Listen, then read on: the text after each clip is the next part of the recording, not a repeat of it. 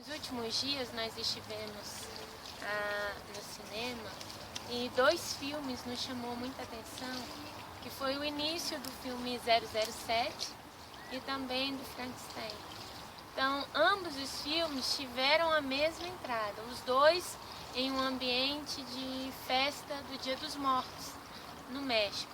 Isso nos chama a atenção de uma forma toda especial, na seguinte pergunta: de que forma um cristão ele pode trazer embaraços para a sua caminhada cristã e assim ele gerar uma sobrecarga na sua caminhada em decorrência dos seus vínculos culturais.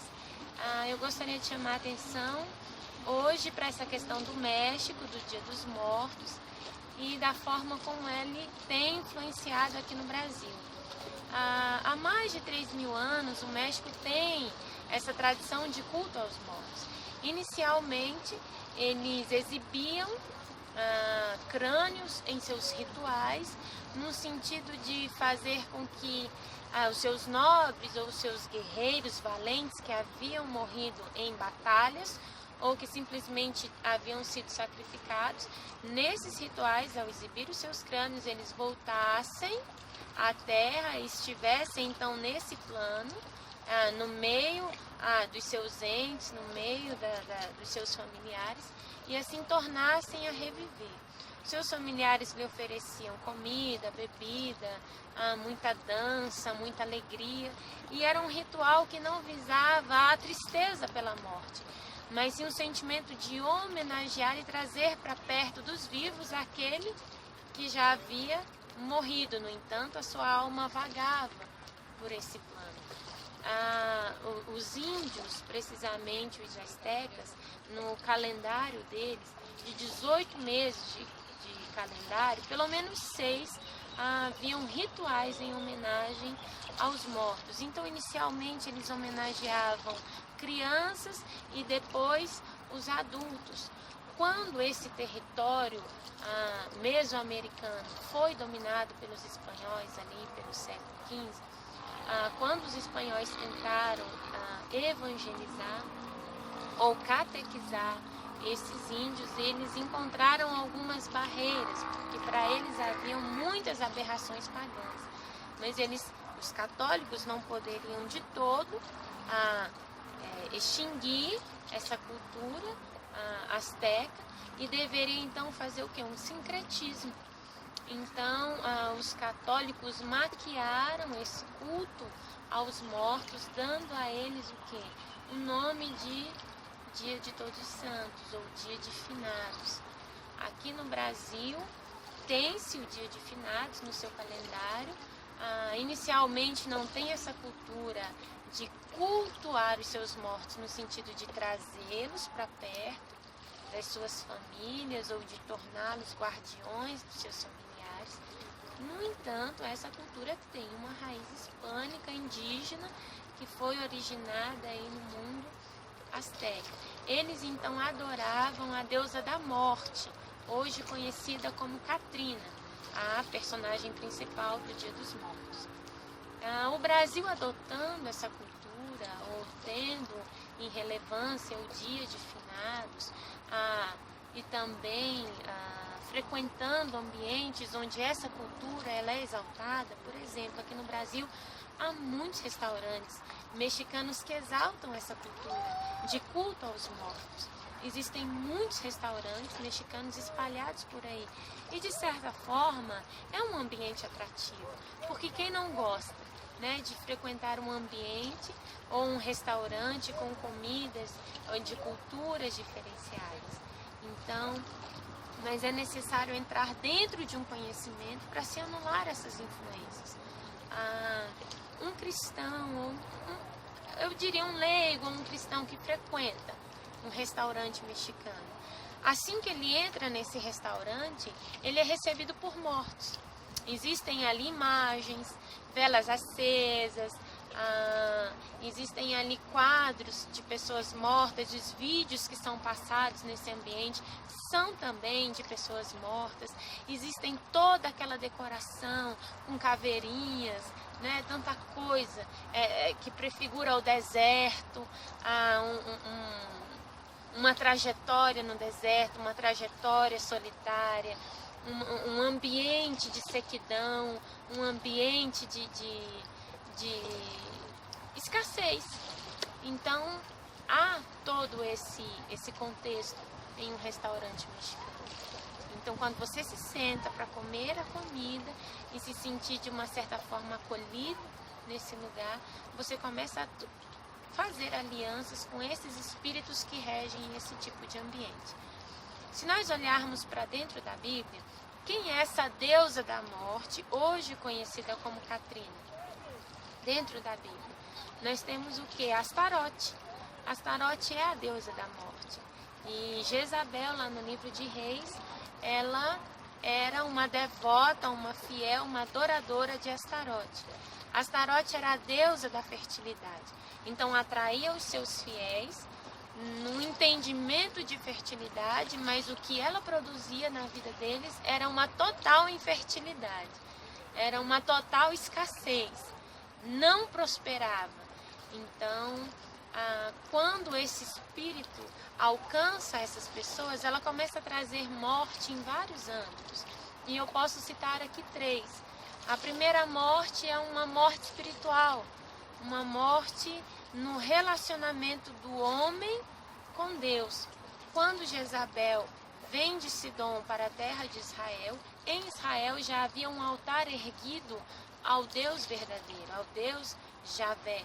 Então, ela então destrói esse altar e ela ergue um altar a Astarote. Então ela causa uma morte espiritual, uma confusão de identidade espiritual, onde as pessoas deixam de ser filhas ou adoradoras de Deus para serem então adoradores de Astarote. Aonde havia uma prosperidade espiritual, começa então a haver um minar espiritual. As pessoas vão se afastando de Deus, a corrupção vai tomando conta e Deus então vai se irando contra aquele povo que agora não se relaciona mais com ele. Então, o primeiro âmbito de influência seria uma morte espiritual do homem para com Deus. O segundo seria uma morte no relacionamento entre homem e mulher, porque biblicamente o homem ele tem um papel.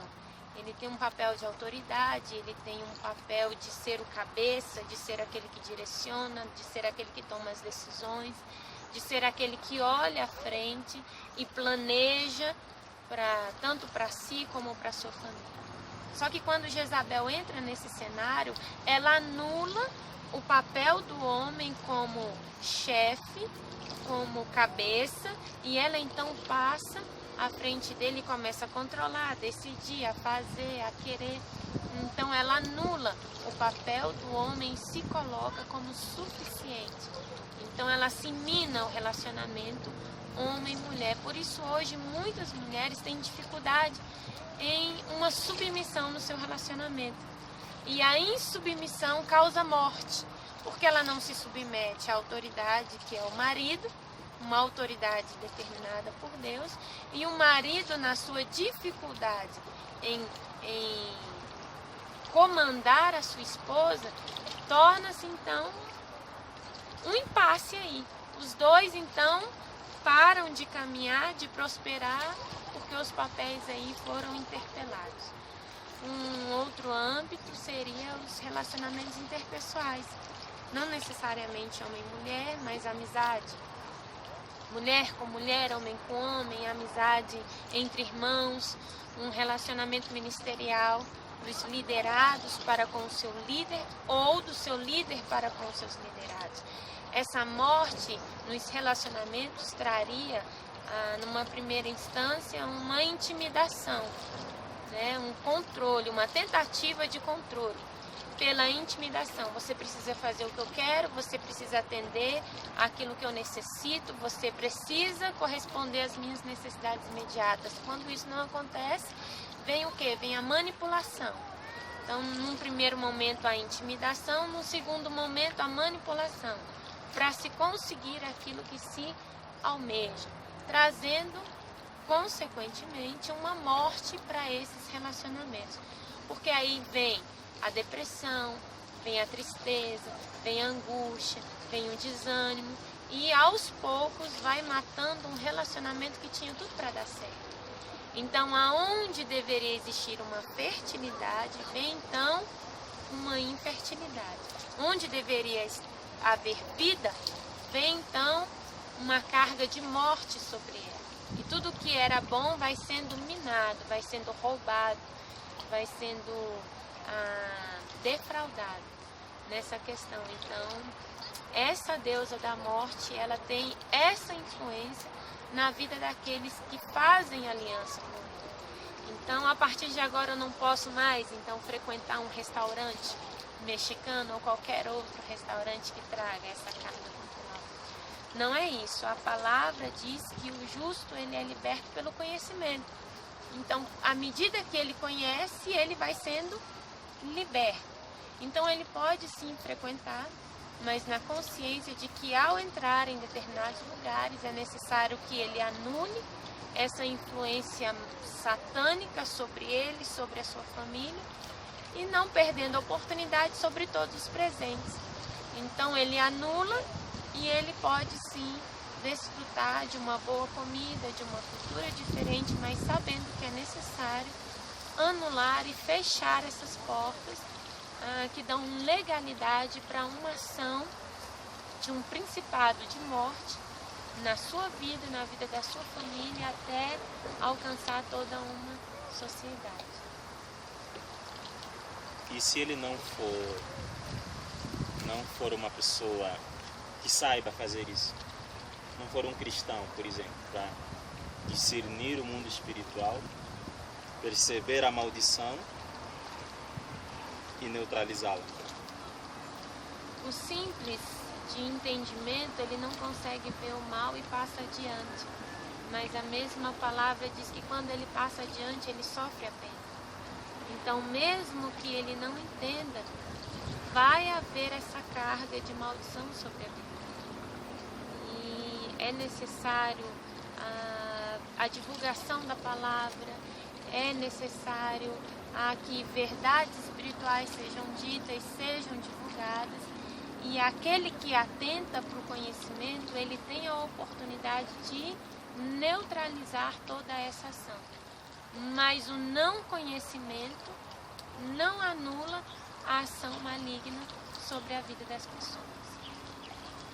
E esse ministério menorá, que sai sempre para interpelar no mundo espiritual essa atuação maligna, nesse caso, como ele, o ministério, se mostraria ser útil? Esse ministério, ele se faz útil no momento em que ele começa a revelar essas verdades. Ele traz a público essas verdades.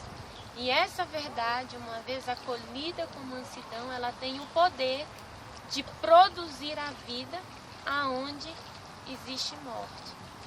Então, esse ministério atua na propagação da verdade. Uma verdade que liberta, uma verdade que liberta aqueles que já foram presos, mas que previne aqueles que ainda não foram e instrumentalizam aqueles que precisam passar por isso. Então, dentro de um conhecimento, as pessoas passam. E através do conhecimento, quem está preso pode vir a ser liberto. Porque o Ministério Menorá também tem uma palavra profética de libertação, de vida onde existe morte. Nos lugares assolados, o Ministério Menorá entra com uma palavra de vida para estabelecer, então, aonde estava a assolação, estabelecer a vida. Isso através de atos proféticos? Ou como se revela? Porque existe uma febre de atos proféticos. Como é que vocês têm essa questão de atos proféticos? Dentro dessa visão de febre de atos proféticos, porque muitos estão se levantando e fazendo atos proféticos de maneiras assim inimagináveis, né? Mas um ato profético, para ele ser profético, ele primeiro precisa estar dentro de uma obediência. É necessário haver uma palavra de Deus, é necessário que Deus dê o entendimento e lance a palavra, e dentro de uma palavra e de um ato de obediência, quando é feito o ato profético, ele tem validade no mundo espiritual. Então também não se pode sair por aí fazendo atos proféticos, ou condenando isso ou aquilo como sendo maldição, como sendo influências malignas. É necessário haver um respaldo cultural, histórico e bíblico. Quando esses contextos eles se convergem, eles se alinham, então há uma palavra de Deus para que exista um ato profético, para que liberem de antemão a solução para algo que pode vir a ser uma condenação para o outro.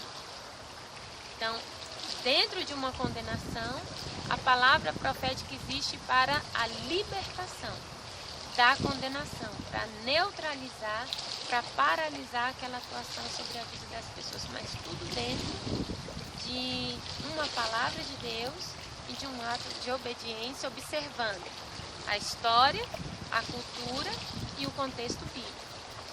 Todo ato profético deve ter um embasamento bíblico. E quanto a essa questão de espíritos aquáticos, porque o Ministério Menorá traz muito essa realidade de espíritos aquáticos. Fale um pouco sobre esses espíritos. Como vocês interpretam o Gênesis, as águas,